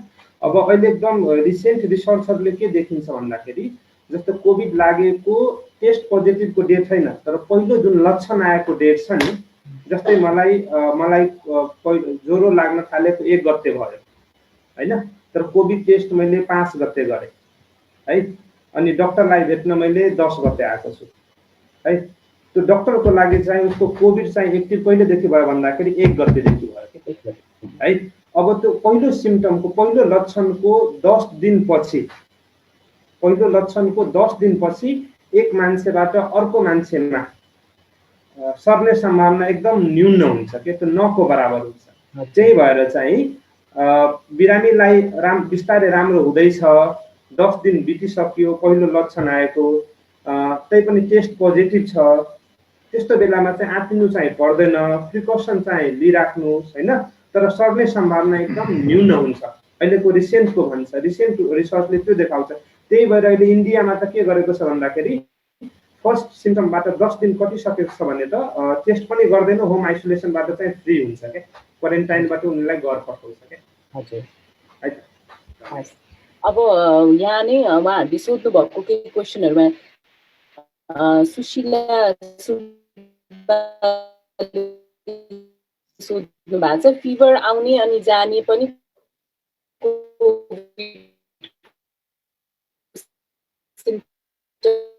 हो र त्यो ज्वरो सबैलाई आएर लगातारै आउनुपर्छ भन्ने पनि छैन। अघि भने जस्तो इम्युनिटीले फरक पार्छ। कसैको इम्युनिटी अब लो छ भने ज्वरो बढी आउन सक्छ, इम्युनिटी राम्रो छ भने हल्का ज्वरो आएर आफै हराउन पनि सक्छ, कसैले 2 दिनपछि फेरि आउन पनि सक्छ। त्यसले गर्दा एकदम मिक्स टाइप छ। यो नै हुन्छ भनेर यो भनेर भन्न चाहिँ कोभिडमा छैन, मिल्दैन।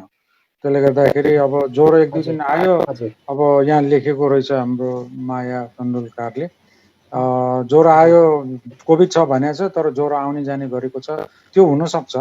अनि साँझ बढ्नुको कारण मेन चाहिँ अब हामी मेटाबोलिजम साँझ हाम्रो बढी हुन्छ, दिनभरि यताउति गर्छौँ होइन। त्यसले गर्दा साँझ जिउ हल्का तातो पनि हुनसक्छ। अनि अर्को कुरा चाहिँ यसमा शरीरको जिउ दुख्ने धेरैजनालाई, अनि खोकी लामो समय लाग्ने, यसमा पनि धेरैको क्वेसन छ। म अहिले भनिहाल्छु ठ्याक्क क्वेसन आएको बेलामा।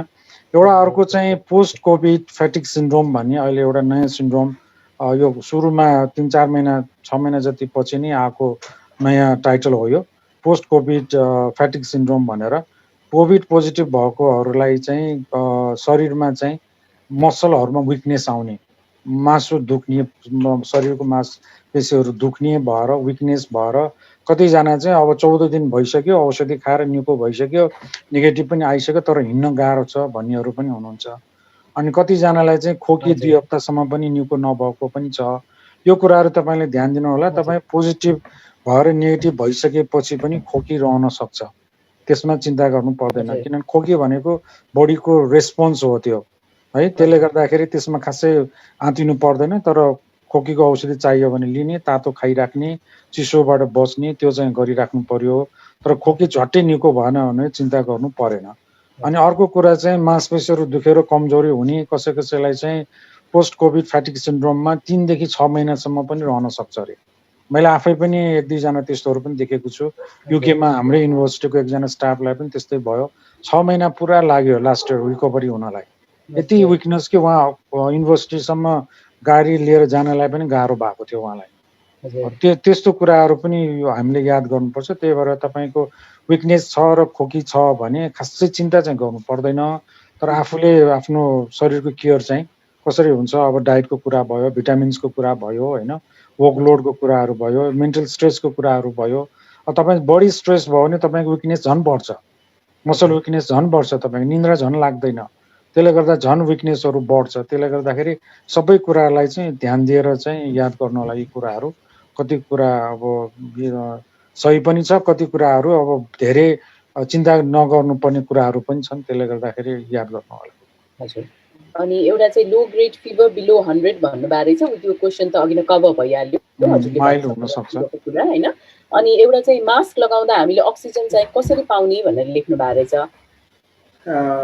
म अलिकति फिभरको बारेमा पहिला भनिहालेँ, सरले भन्नु त्यसमा अलिकति थप्छु मैले। पहिला हामीले के बुझ्नुपर्छ भन्दाखेरि फिभर किन आउँछ, त्यो कोरोना लागेपछि फिभर किन आउँछ होइन, त्यो कुरा चाहिँ बुझ्यो भने हामीले त्यसपछि धेरै आत्तिने कुराहरूमा चाहिँ अलिक कम हुन्छ के।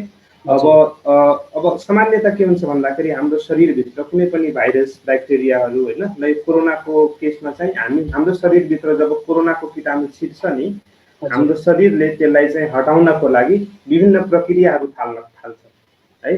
त्यो प्रक्रियाहरूमा चाहिँ जस्तै कि एन्टिबडिज बनाउने होइन, अब सेल्सहरू हुन्छ, कोषहरू हुन्छ, त्यो कोषहरूले चाहिँ एकदम एक्टिभ हुन्छ क्या, र प्रोडक्सन त्यसको एकदम बढ्छ के। त्यो आर्मी जस्तै हो। जस्तै एउटा आतङ्कवादी हाम्रो देशमा आयो भने के हुन्छ, हाम्रो पुलिसहरू एकदम एक्टिभेट हुन्छ नि त, त्यो आतङ्कवादीलाई सर्च गर्छ, सकेसम्म त्यसलाई गिरफ्तार गरेर पठाउँछ, सजाय दिन्छ होइन। त्यस्तै त्यो कोरोनाको कीटाणुले हाम्रो शरीरमा छिर्ने बित्तिकै हाम्रो शरीरले त्यसलाई हटाउन खोज्छ के। त्यो हटाउने क्रममा चाहिँ त्यो ज्वरो आउने हो क्या है। त्यही भएर चाहिँ सिम्टम सुरु भएको चाहिँ पहिलो 5 to 7 डेजसम्म ज्वरो आउनु भनेको एकदम सामान्य प्रक्रिया हो, एकदम डराउनु पर्दैन तपाईँहरूले है। जब सिम्टम सुरु हुन्छ नि त्यसको चाहिँ 5 डेजसम्म 5 to 6 डेजसम्म ज्वरो आउनु भनेको तपाईँको शरीरले त्यो कोरोनालाई हटाउनको निम्ति काम गरिरहेको छ भन्ने बुझ्नुपर्छ। एकदम त्यो राम्रो कुरा हो है। तर असजिलो नहोस् भनेर हामीले सिटामोल दिने हो है। तर समस्या कति बेला हुन्छ, 5-7 दिनपछि पनि ज्वरो आइराख्यो भने त्यसपछि हामीले एकदम सतर्क हुनुपर्छ, किनभने सुरुको 4-5 दिन त रोगसँग लडिरहेको हुन्छ, त्यही भएर ज्वरो आउने हो। तर त्यसपछिको 5-7 दिनपछिको ज्वरो चाहिँ कहिलेकाहीँ हाम्रो शरीरमा इम्युनिटी कम भएर चाहिँ सेकेन्डरी ब्याक्टेरियल इन्फेक्सन भन्छ है। ब्याक्टेरियाले भाइरसले गर्दा होइन कि ब्याक्टेरियाले गर्दा निमोनियाहरू भएर चाहिँ ज्वरो आउन थाल्छ के, त्यो नेक्स्ट विकमा, सेकेन्ड विकमा। त्यही भएर सरले अघि पनि भन्दै हुनुहुन्थ्यो दोस्रो हप्ता एकदम नराम्रो हो क्या। पहिलो हप्ताको लक्षणहरू त हाम्रो शरीरले भाइरससँग लडेको कारणले आउने लक्षणहरू हो है, त्यो त आफै निको हुन्छ। तर दोस्रो हप्तामा पनि तपाईँको यो ज्वरोहरू आउन थाल्यो होइन, अरू लक्षण आउन थाल्यो भने हामी एकदम अलर्ट हुनुपर्छ र चिकित्सकलाई चाहिँ एकदम सम्पर्क गरिहाल्नुपर्छ है। त्यो एकदम ख्याल गर्नु हो। र अर्को चाहिँ मास्क लगाउँदाखेरि अक्सिजन कहाँबाट जान्छ होइन, भाइरसलाई कसरी रोक्छ भन्ने कुरा एकदम धेरै सोसियल मिडियामा फेमस भएको क्वेसनहरू हो। अब मास्कको जुन प्वालहरू हुन्छ नि, सानो सानो प्वालहरू हुन्छ नि, हाम्रो आँखाले पनि नदेख्ने प्वालहरू हुन्छ नि, त्यो हावाको मलिकुल पनि त्योभन्दा झन् सानो हुन्छ क्या है। त्यही भएर मास्क लगाउँदा त्यो सिरहानी पनि हुन्छ नि, कहिलेकाहीँ त्यो अनुहारमाथि सिरहानी राख्दा पनि त्यही पनि हामी त सास लिइरहेको हुन्छ नि त, मास्क त त्योभन्दा झन् पातलै हुन्छ, सिरहानी भन्दा त पातलै हुन्छ है। त्यही भएर मास्क 4वटा मास्क लगाउँदा पनि हावा जान्छ है।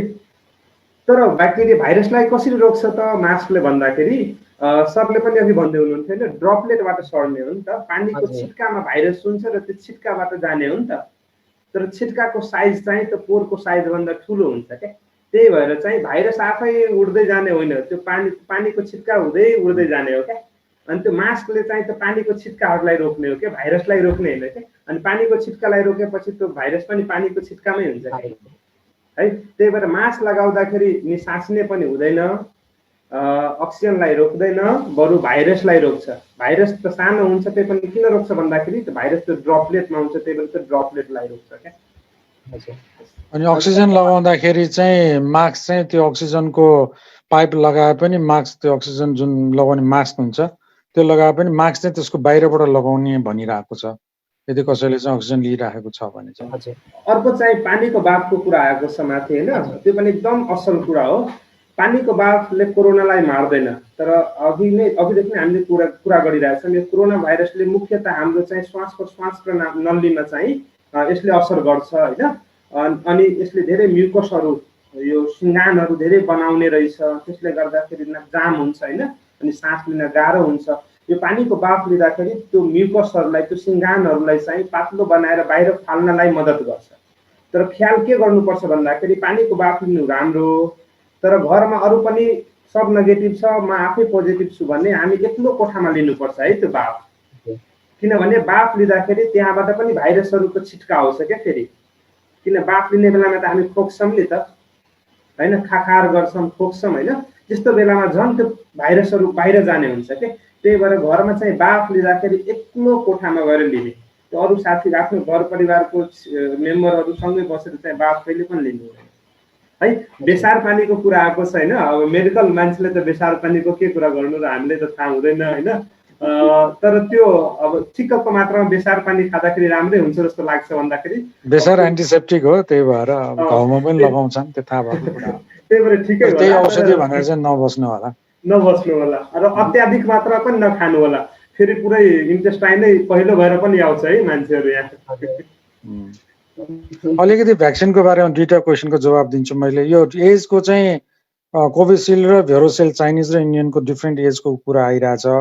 कोभिसिल्ड इन्डियन चाहिँ 60 वर्षको लागि माथिको लागि पनि दिइरहेछ, तर भेरोसेल अहिले जुन सेकेन्ड डोज दिइरहेको छ त्यो चाहिँ 18 देखि 59 वर्षसम्मको लागि दिइरहेको छ।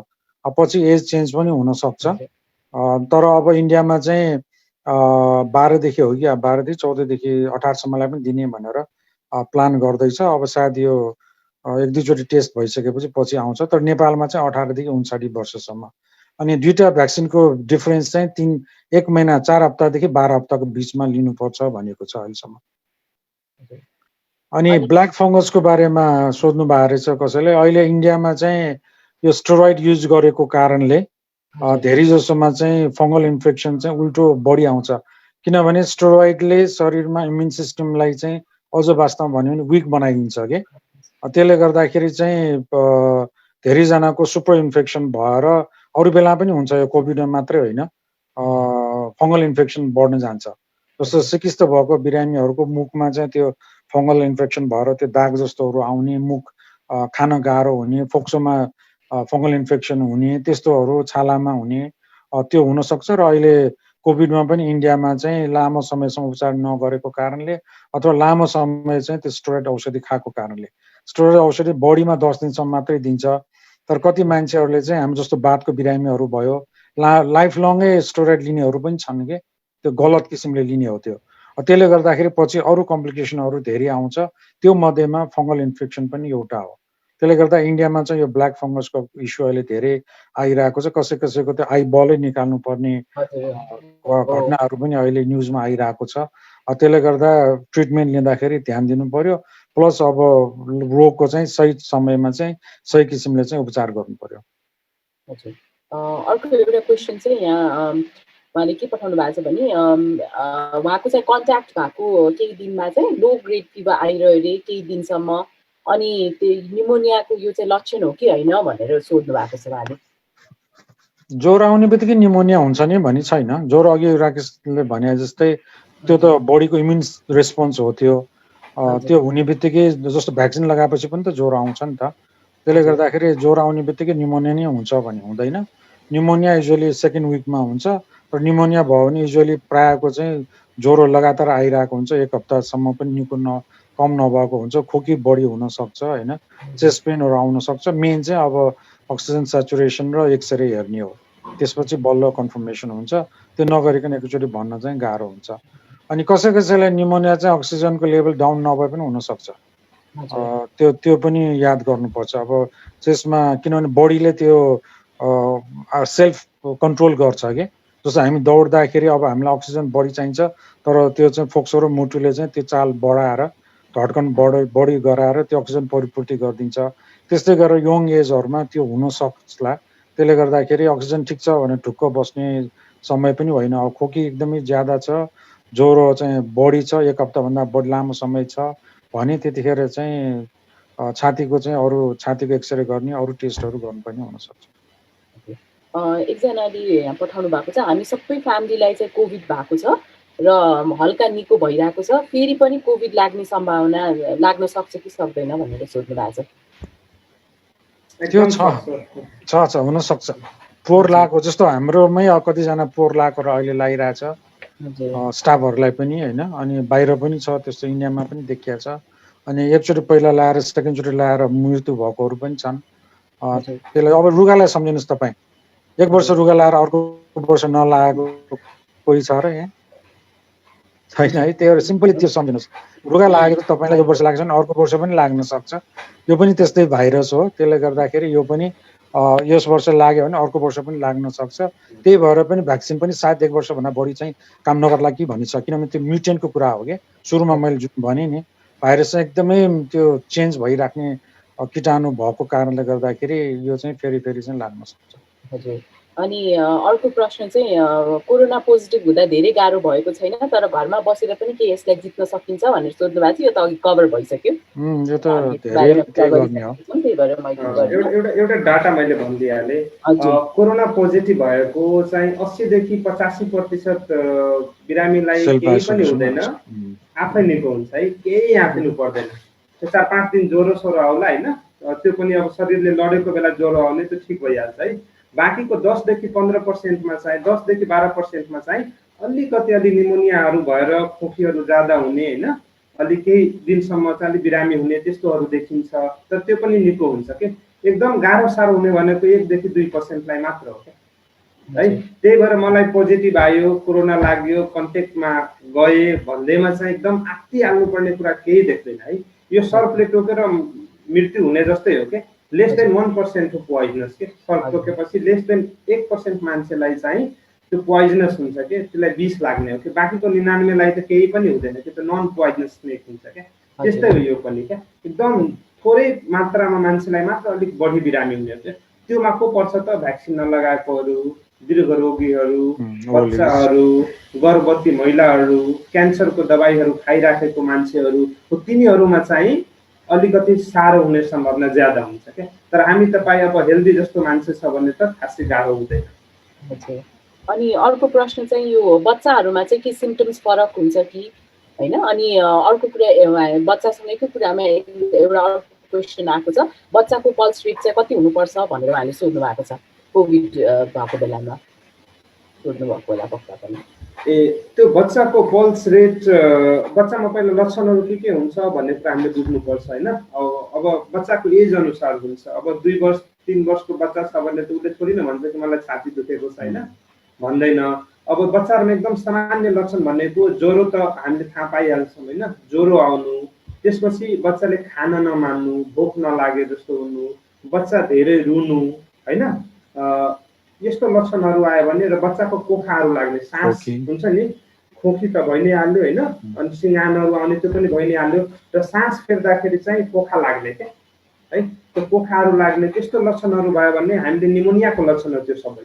त्यो हामीले बुझ्नुपर्छ र हामीले चाहिँ एक्सरेहरू अब जाँचहरू त्यो गराइहाल्नु पर्ने हुन्छ होइन। अब सेचुरेसन भनेको बच्चाहरूको पनि उस्तै हो, 94, 90, 92 त्योभन्दा माथि नै हुन्छ। हामी जस्तै हुन्छ क्या बच्चाको सेचुरेसन पनि, त्यसमा खासै केही फरक पर्दैन। बच्चाको सेचुरेसन पनि 90-92 भन्दा कम छ भने त्यो एबनर्मल हो, बुझ्नुपर्छ है। अर्को कुरा चाहिँ पल्स रेटको कुरा गर्नुभएको थियो होइन। पल्स रेट बच्चाको एज अनुसार फरक हुन्छ। जस्तै हाम्रो पल्स रेट चाहिँ 60 देखि 100 को बिचमा नर्मल मानिन्छ होइन, बच्चाहरूको एज अनुसार हुन्छ। तर सामान्य 100-110 सम्म चाहिँ हामीले नर्मलै मानिन्छ कि सामान्य बच्चाहरूको पल्स रेट। हजुर। अनि ब्रेस्ट फिडिङ मदरले चाहिँ भ्याक्सिन लाउन मिल्छ कि मिल्दैन भनेर पनि सोध्नु भएको छ एउटा क्वेसन। एकदम मिल्छ मिल्छ मिल्छ ब्रेस्ट फिडिङ। सुरुमा चाहिँ नलगाउने भनेर उ गरेको थियो, पछि फेरि WHO ले पनि लगाए हुन्छ भनेर हाम्रो स्टाफहरूले पनि लगाएपछि। हजुर हजुर हाम्रोमा पनि अर्को आउनु भयो। अर्को आज एउटा मैले कल रिसिभ गरेको थिएँ, हाम्रो अब कताको हाम्रो कपनको एकजना दिदीले चाहिँ कल गर्नुभएको थियो होइन, त्यही यही भ्याक्सिनको त होइन तर उसलाई उहाँलाई पोजिटिभ छ तर 22 महिनाको नानी छ, अब दुध खुवाउने कि नखुवाउने यस्तो यस्तो परिस्थिति पनि हुनसक्छ है। अब आमालाई कोभिड लाग्यो, बच्चा चाहिँ दुध खाने बच्चा छ, अब बच्चालाई दुध खुवाउने कि नखुवाउने होइन। अब यस्तो कन्डिसनमा हामीले के भन्छ भन्दाखेरि सकेसम्म बच्चा जस्तै कि 2 वर्ष कटिसकेको छ त्यही पनि दुध खाइरहेको हुन्छ नि त, हो त्यस्तो बच्चालाई सकेसम्म दुध छोडाउने, नखुवाएको राम्रो होइन, अरू खाने कुराहरू दिने, विनिङ गर्ने होइन। तर बच्चा जस्तै कि 15 महिनाको छ होइन, 18 महिनाको बच्चा छ, दुध नै खाइरहेछ, अरू खाना खान मान्दैन, त्यस्तो बेलामा चाहिँ सकेसम्म चाहिँ ब्रेस्ट मिल्क चाहिँ एक्सप्रेस गरेर बोतलमा राखेर चाहिँ अर्को मान्छेले, घर परिवारको अरू मान्छेले चाहिँ सकेसम्म खुवाउने अर्को कोठामा है। त्यो पनि सम्भव छैन भने आमाले एकदम ह्यान्ड वासिङ गर्नु पर्यो, 2टा मास्क लगाउनु पर्यो, फेस सिल्ड छ भने फेस सिल्ड पनि लगाउनु पर्यो र त्यसपछि बच्चालाई चाहिँ दुध खुवाउन मिल्छ है। झन् फाइदा भन्छ, बच्चा कोभिड पोजिटिभ भएको आमाले बच्चालाई दुध खुवायो भने अलिक प्रिकसन लिएर सावधानी अपनाएर त्यो बच्चाको लागि फाइदा हुन्छ रे, किनभने त्यो आमामा जुन एन्टिबडी बनेको हुन्छ नि रोगसँग लड्ने क्षमता, त्यो दुधबाट गएर चाहिँ इभन बच्चालाई पनि प्रोटेक्ट गर्ने रहेछ है। त्यही भएर चाहिँ पोजिटिभ भए पनि एकदम आमा एकदम बिरामी छैन भने मजाले दुध खुवाउन मिल्छ तर सब प्रिकसन लिएर है। तर बच्चा ठुलो छ भने सकेसम्म दुध निचोरेर अर्को मान्छेले दुध खुवाइदिँदा हुन्छ, त्यही बोतलमा राखेर। हस्, यो धेरै क्वेसन्सहरू हेर्दा धेरै सिम्टम्सहरूको क्वेसनहरू रहेछ होइन, अनि हाम्रो टाइम पनि अब लगभग सकिन लाग्यो, त्यही भएर मैले चाहिँ कुनै नयाँ छ भने मात्र सोध्छु भनेर हेरिरहेको छु। प्रायः जस्तो चाहिँ सिम्टम्सको कुराहरू, राति निन्द्रा नलाग्ने कुराहरू पनि गर्नुभएको छ, जिउ दुख्ने, राति निन्द्रा नलाग्ने यस्तो सम्बन्धी कुराहरू रहेछ। अनि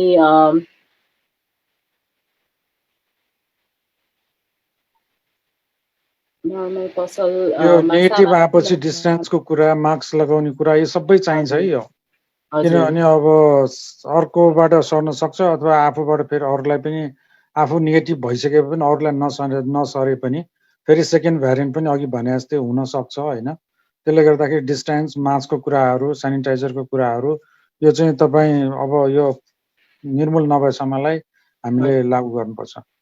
अनि त्यो अघि निन्द्रा नलाग्ने, त्यो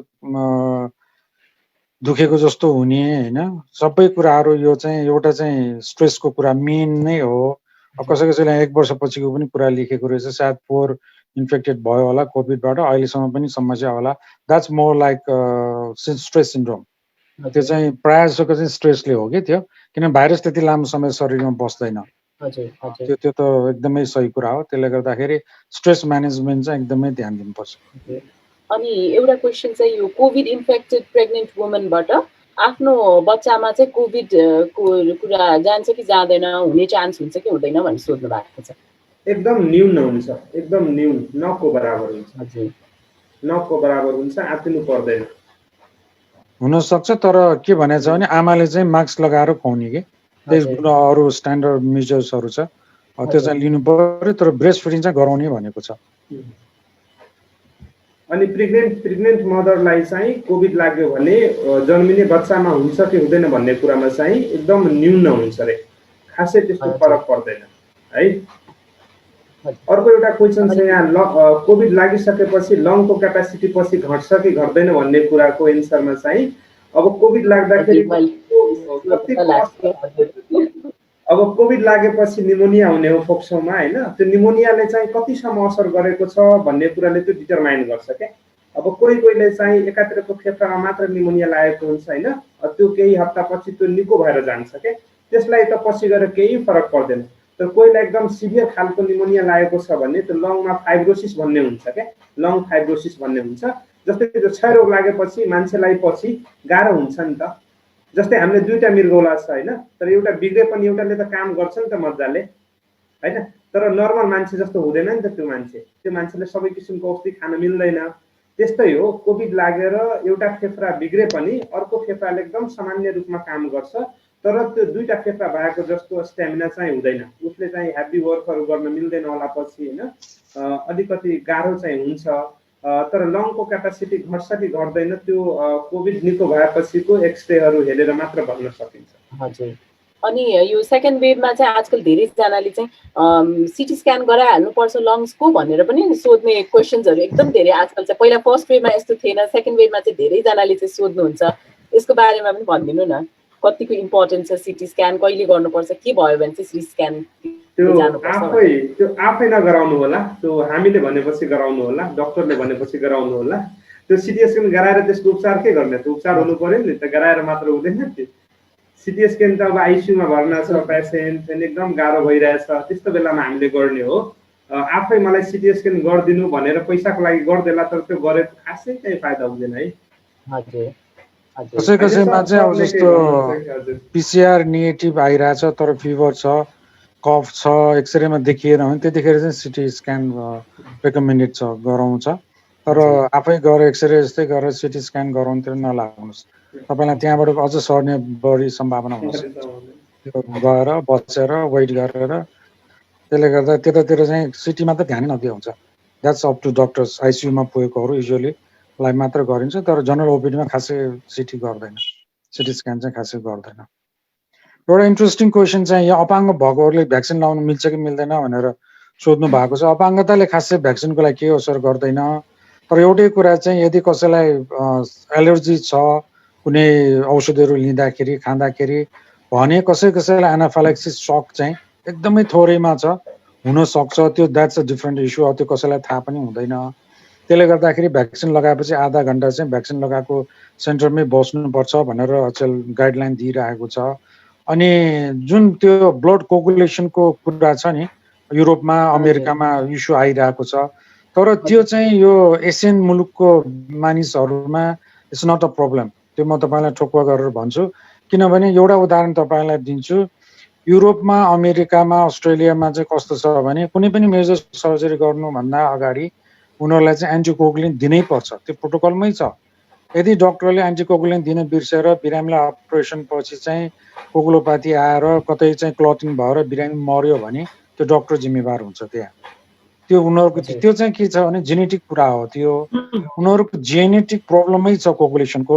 त्यसले गर्दाखेरि भ्याक्सिनमा पनि यो प्रब्लम आएको हो कि भन्ने कुरा अहिले आइरहेको छ। तर एसियन कन्ट्रीहरूमा अहिलेसम्म यो कोगुलोपाथीको प्रब्लम देखिया छैन।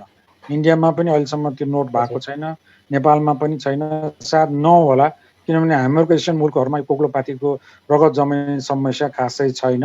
त्यसले गर्दाखेरि त्यसमा चाहिँ खासै त्यति डराउनु पर्दैन। हजुर। अर्को यहाँ क्वेसन आएको छ, पछि क्वेसन चाहिँ उहाँले यो कोरोना, हजुर भन्नु हजुर डाक्टर राकेश भन्नु। यो पछि अरू कुनै क्वेसन भएमा फोन गर्न मिल्छ भन्ने नम्बर पाउन सकिन्छ कि भन्ने कुरामा अब हामीले अस्ति नै सहर अनि हामीहरू सबै एचसिएफ एनसिएमडीहरू मिलेर चाहिँ एउटा कोभिड हेल्पलाइन भन्ने एउटा हामीले एउटा सुरु गरेका छौँ। हामी क्रिस्चियन डक्टरहरू जो अहिले काम गर्दै हुनुहुन्छ, कोही पढ्दै हुनुहुन्छ, हामीहरूले चाहिँ आफ्नो डे अनुसार चाहिँ आइतबार सोमबारदेखि आइतबार शनिबारदेखि पुरा हप्ताभरि नै हरेक टाइममा चाहिँ हाम्रो नम्बरहरू राखेको छौँ। पछि हामीले चाहिँ हजुरहरूलाई उपलब्ध गराउनेछौँ। हजुर म सेयर गरिदिउँला, त्यो हाम्रो चर्चको ग्रुपमा म सेयर गरिदिन्छु भनेर म गरिदिन्छु। हजुर त्यो नम्बरमा चाहिँ हजुरहरूले त्यो डेट हेरेर मेरो नम्बर चाहिँ मैले यहाँ राख्दिए है त। हजुर है कल गर्नुहुन्छ, हामीले मेरो नम्बर चाहिँ मैले यहाँ राख्दिए। हस् हस्, thank you doctor Indra. Doctor इन्द्रले च्याट उसमा राखिदिनु भएको छ उहाँको नम्बर। म अर्को चाहिँ म सेयर गरिदिन्छु, हाम्रो चर्चको ग्रुपमा सेयर गरिदिन्छु, अनि हाम्रो पास्टर डेले पछि सबैजनालाई हाम्रो अर्को ग्रुपमा सेयर गरिदिनुहुन्छ। अनि त्यस्तै गरेर एउटा क्वेसन चाहिँ उहाँले यो कोरोनासँग रिलेट गरेर सोध्नु भएको कि होइन, म त्यति स्योर भएन। यो चाहिँ ब्लोटिङ स्टमक विदाउट इभन इटिङ फुल भनेर यो खाना नखाइकन नै पेट डुम्म भएर फुल्यो र चाहिँ माथिल्लोपट्टि पेट दुख्ने भन्ने समस्या राख्नु भएको छ। यो उहाँले चाहिँ क्लियरली त्यति भएन, यो कोरोनासँग रिलेटेड हो एकदम कमन प्रब्लम छ। यो कमन प्रब्लम हो, एउटा त अब कोभिडले पनि हुनसक्छ, द्याट्स डायरिया हुनेलाई पनि हुनसक्छ, तर धेरैको चाहिँ स्ट्रेस, म्याक्सिममको अहिले चाहिँ स्ट्रेसले गरेर ग्यास्ट्रिक बढेर औषधि खानुपर्ने स्थिति छ। त्यसले गर्दाखेरि त्यो पनि अलि याद गर्नुहोस्। स्ट्रेस मैले अघि पनि दोहोऱ्याएँ, स्ट्रेस म्यानेजमेन्ट एकदमै इम्पोर्टेन्ट छ। त्यसमा अब खाना भयो, खाना पनि एकदमै इम्पोर्टेन्ट हुन्छ। तपाईँले कस्तो खाना खाना, हामी नेपालीहरूको प्रायः जस्तो चिल्लो खाने, तेलमै पकाएको बढी खाने चलन छ होइन। त्यता पनि ध्यान दिनु होला। प्लस निन्द्रा राम्रो पुगेन भने पनि ग्यास्ट्रिक बढ्न सक्छ। त्यसले गर्दाखेरि मेन कुरा तपाईँको स्ट्रेस म्यानेजमेन्ट चाहिँ एकदमै ध्यान दिनुपर्छ। प्लस हल्का एक्सर्साइज पनि तपाईँलाई चाहिन्छ। त्यो गर्यो भने स्ट्रेस पनि म्यानेज हुन्छ, तपाईँको शरीर पनि हल्का थाक्ने भएको कारण निन्द्रा पनि राम्रो लाग्छ। त्यसले गर्दाखेरि एज अ डेली हाम्रो डेली नर्मल रुटिन जस्तै गरेर अब आइसोलेसनमै भए पनि कोठाभित्रै हिँड्ने अथवा भर्याङ तलमाथि गर्ने 15 मिनट मात्र तपाईँ हिँड्नुभयो भने त्यो दिनको लागि तपाईँलाई पुग्छ, यदि आइसोलेसनमा हुनुहुन्छ भने। अब अरू बेला हो भने सकिन्छ भने आधा घन्टा 1 घन्टासम्म चाहिँ हल्का एक्सर्साइज चाहिँ एकदमै चाहिन्छ। लिभरको समस्यामा भ्याक्सिन लगाउन मिल्छ कि नै भनेर सोध्नु भएको छ। मिल्छ, त्यस्तो अब एकदम सिभियर खालको छैन भने, त्यो सामान्य खालको छ भने मिल्छ। एकदम अब कोएगुलोप्याथीहरू नै छ, एकदम लिभर फेलियरमै छ भने त त्यस्तो कुनै पनि एकदम फेलियरमा गएको एकदम सिभियर पेसेन्टहरूमा त लगाउँदैन होइन सर। सामान्य खालकोमा लिन्छ। अर्को चाहिँ अब ब्लटिङको कुरा गर्नु भएको थियो नि, bloating stomach without eating full and pain upper part of the स्टोमकमा। ठ्याक्कै हिजो मेरो ड्युटीमा ठ्याक्कै यस्तै पेसेन्ट आएको थियो। यस्तै समस्या भएर चाहिँ अर्को अस्पतालमा गएको रहेछ। अनि त्यहाँनिर कोभिडको पनि जाँच गर्दाखेरि कोभिड पोजिटिभ भएर हाम्रोमा पठाइदिएको रहेछ, बेड खाली नभएर। अब हामीले त टर्सियरी सेन्टरमा लिनै पर्यो होइन। अनि के हुँदो रहेछ भन्दाखेरि त के बुझ्नु पर्यो भन्दाखेरि त डायरिया पनि किन हुन्छ त कोभिडमा? कोभिड त श्वास प्रश्वास सम्बन्धी रोग हो, डायरिया किन हुन्छ? किन भन्दाखेरि अघि नै मैले पनि भने कोभिडको भाइरस हाम्रो शरीरमा गएपछि त्यसको विरुद्धमा चाहिँ एन्टिबडिज बन्छ। र जुन कोभिडको भाइरसमा चाहिँ जुन किसिमको प्रोटिन हुन्छ नि एन्टिजेन, ठ्याक्कै त्यस्तै प्रोटिन चाहिँ त्यस्तै एन्टिजेन चाहिँ हाम्रो यो गटको इन्टेस्टाइनको म्युकोसामा हुने रहेछ क्या। अनि इन्टेस्टाइनको म्युकोसामा भएको प्रोटिनलाई हाम्रो शरीरको एन्टिबडीले यो पनि भाइरसै हो भनेर त्यहाँनिर पनि अट्याक गर्न जान्छ क्या। अनि त्यही भएर चाहिँ डायरिया हुने, ग्यास्ट्राइटिस हुने, मोलिकुलर मिमिक्री भन्छ। अहिले यो पनि रिसेन्ट सर्च हो यो हाम्रो यो कोभिडको बारेमा, यो थ्योरीहरू आइरहेको छ होइन। गर्दा नै त्यस्तो हुन्छ है, डायरिया हुने, ब्लोटिङ हुने हुन्छ। त्यसको लागि केही आँटिनु पर्दैन। अरू रोगको उपचार जसरी गर्छन् त्यसरी नै उपचार गर्ने हो, त्यो निको हुने हो। अर्को क्वेसन छ, is it safe to have sex at this time भन्नेको क्वेसन रहेछ होइन। यो कुरामा चाहिँ एकदम बुझ्नुपर्ने कुरा के हो भन्दाखेरि त्यो त एकदम नजिकको हुने कुरा हो नि त, दुईजना नजिकको हुने कुरा हो होइन। अब त्यस्तो बेलामा चाहिँ अब एकजनालाई पोजिटिभ छ भने त डेफिनेटली अरूलाई सर्ने सम्भावना हुन्छ कि। त्यही भएर त्यो अनुसार अब त्यो सिचुएसन हेर्ने हो। पोजिटिभ छ भने त डेफिनेटली सँगै बस्नु भएन होइन, सेक्सको कुरा त परको, सँगै बस्नु पनि भएन। यदि पोजिटिभ छैन, नेगेटिभ छ भने त सामान्य मान्छे हो, सामान्य मान्छेले गर्ने सबै कुरा गर्न सक्ने। अनि एउटा लास्ट क्वेसन मात्र होला, त्यसपछि हामी ऱ्यापअप गर्नुपर्छ होला। यो के अरे ज्वरो 103 जति आउँदा प्यारासिटामोल र एन्टिबायोटिकले काम गर्ला र मासु अनि कागती खाँदा केही फरक पर्छ र भन्ने सोध्नुहुन्छ। मैले त सबैलाई दाल भात खानु भनिरहेको छु किनभने भाइरस हो, रुगा लागेको बेला जस्तै हो। नेपालीहरूलाई दाल भात खाएपछि जिउ फुर्तिलो लाग्छ, आराम लाग्छ होइन। त्यही भएर सक्नुहुन्छ भने दाल भात खाएर केही फरक पर्दैन। तर एकदमै हाई फिभर आएर सिक हुनुहुन्छ भने तपाईँको डाइजेस्टिभ सिस्टमले काम गर्दैन, त्यतिखेर चाहिँ अलिक ख्याल गर्नुपर्छ के खाने नखाने। अब चिसो कुराहरू भयो होइन, कतिलाई अब अन्डा दुधहरूले पनि पेट फुल्न सक्छ। इभन फलफुल चाहिन्छ भने फलफुल खान्छ, तर फलफुलले पेट फुल्न सक्छ। त्यो कुराहरू चाहिँ ध्यान दिनुपर्छ। तर खाना चाहिँ खासै बार्नुपर्छ भन्ने छैन। पिरो चिलोहरू मसलाहरू चाहिँ कम गर्नु बेस। हजुर, यो 103 डिग्री ज्वरो आउने, 103 पहिला सुरुमा 100 ज्वरो, त्यसपछि काम ज्वरो आएर फेरि 103 ज्वरो भनेर पनि एउटा क्वेसन आएको रहेछ। यो अघि हामीले ज्वरोको कुराहरू धेरैचोटि गरिसकेको छ, यो फेरि भनिरहनु पर्छ कि पर्दैन होला भन्ने कुरा। ज्वरो र प्यारासिटामोलको कुराहरू त गर्न, ज्वरोमा त प्यारासिटामोल लिने हो। त्यो त 103 डिग्री भए पनि 104 डिग्री भए पनि सुरुमा लिने प्यारासिटामोल नै हो र कोल्ड स्पोन्जिङ गर्ने। जिउहरू चाहिँ ठिक्कको चिसो पानीले चाहिँ धोइदिने, बेला बेलामा जिउहरू यो कोल्ड स्पोन्जिङ भन्नाले मान्छे टाउकोमा मात्र एउटा कपास राखिदिन्छ होइन, त्यो चाहिँ कोल्ड स्पोन्जिङ होइन है, जिउ नै पुस्नुपर्छ, जिउभरि नै पुरै हजुर पुस्नु पर्ने, अनि प्यारासिटामोलहरू खुवाउने, ज्वरो कम हुन्छ बिस्तारै। हजुर हस् यति नै होला आजको। उसले एउटा प्रश्न यहाँ कता देखेको थिएँ मैले एकैछिन है, किडनी पेसेन्टहरूले भ्याक्सिन लिन मिल्छ कि मिल्दैन एन्सर त्यो कभर भइसक्यो अघि। त्यो दीर्घ रोगीहरूको उसमा आउँछ, दीर्घ रोगीहरूलाई मिल्दैन। ओके सानो एउटा जिज्ञासा, अब निकै अब मान्छेहरू आत्तिएको कारणले गर्दाखेरि के देखेको छ भन्दाखेरि मान्छेले भेरोसेल पिन लगाएको छ, कोभिड सिल पिन लगाएर दुइटै लगाइरहेछ, यो के भनिदिनुहुन्छ? अहिले त रिकमेन्ड गरेको छैन दुईटा लाउनलाई। अब आत्तिएर मैले देखेको छु पिन लगाएँ त्यो पिन लगायो भनेर अब मान्छे अब जस्तै भिसामा फेरि अर्को लाग्नु त्यो त राम्रो होइन। Okay okay thank you. हजुर यति नै अब